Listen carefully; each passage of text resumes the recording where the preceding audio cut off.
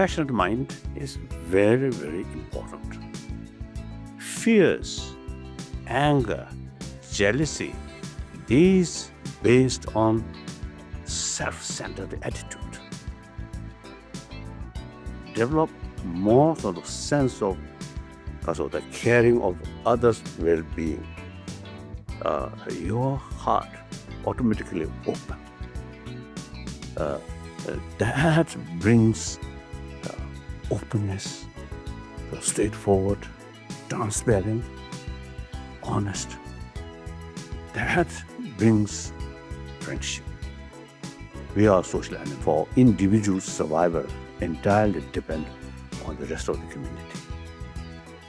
So usually, through my self-centered attitude, develop distrust, suspicion. That brings fear. So more open mind.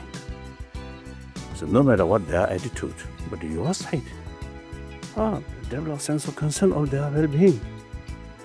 Then you can keep inner peace.